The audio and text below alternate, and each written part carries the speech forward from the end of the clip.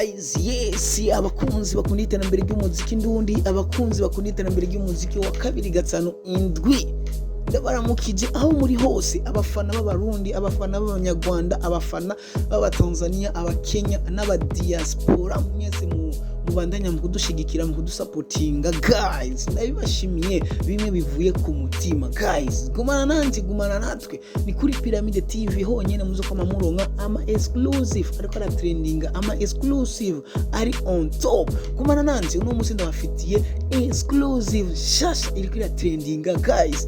Faster manuka aho hepfo handitswe ko subscribe, ubandanye mudushigikira, dusigire like yawe guys, tubandanye tubaha ama best ari on top. Duwa musore wanyu Mr Black numwe kuri mic za Pyramide TV 257. Kumana nanti exclusive yuno musi ni yi guys, nkuko mubibona nga ku screen yanyu ni Satura Mapafli.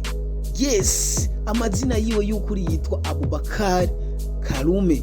Yes, umuziki washoboye kumuha amazina nka Satura Mapafli, amazina menshi cyane n'ayandi twashoboye kuvugira no kuri micro za Pyramide TV. Rero icyatumye dufata ino mic no munsi guys, ni Sabi yashoboye kugaragaza izina ya album yiwe igiye gusohoka vuba cyane. Yes, ni yashoboye kandi kutubwira n'izo ndirimbo zizoba ari zingaye muri album yiwe guys.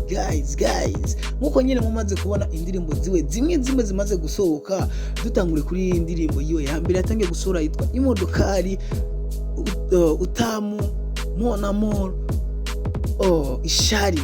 Izo ndirimbo zimaze kuja ahabona guys ku muri album yiwe ya Satura Mapafli guys. Rero kuri ivyo ku munsi w'ejo Sabi yashoboye kuja live kuri page yiwe ya Facebook, yashoboye kuyaga n'abafana biwe ibintu byinshi, ibintu bitandukanye.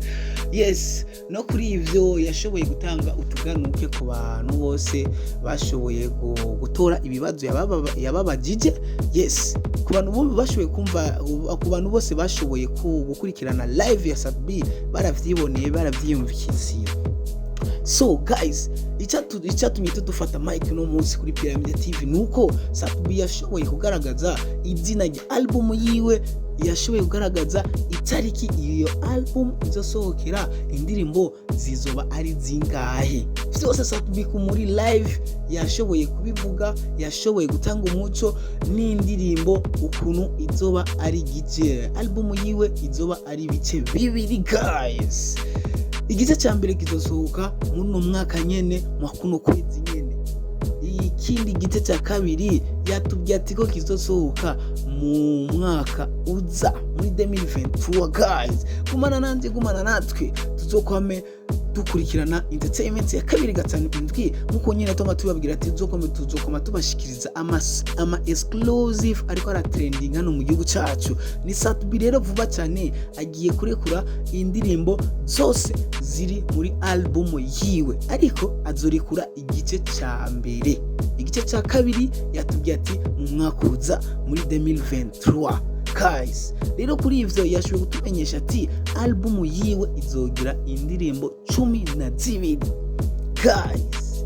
Hamaze gusohoka Imodokari, Utamu, Ishari, Mon Amour. Hamaze gusohoka indirimbo 4 muri album yiwe shasha guys. Nkuko muyibona izina rya album yiwe ni Hello Africa.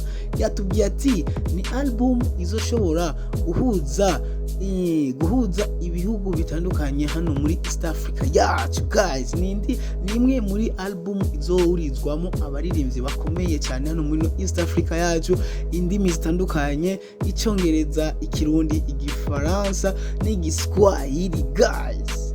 Reka twitege album shasha ya Sabi, tuzokumve amajambo azoba arimwo, tuzokumve ubwanditsi bwa Sabi muri yo album yiwe shasha agiye gushira ahabona vuba cyane.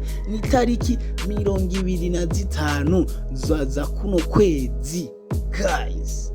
icyo tubasaba nuko mubandanya musapotinga mushigikira umuziki ndundi mushigikira abamenyesha makuru bose bagerageza kubaha ama news ariko aratrendinga guys bandanya mudusapotinga manuka aho hepfo dusigira comment yawe like subscribe uzoba duteye intege zo gukora cyane n'inguvu zo kubandanya tubashikiriza ama exclusive guys turabashimiye cyane mwe mubandanya mudushigikira mu nzira zose mu nguvu zose ziwanyu turabakunda gose.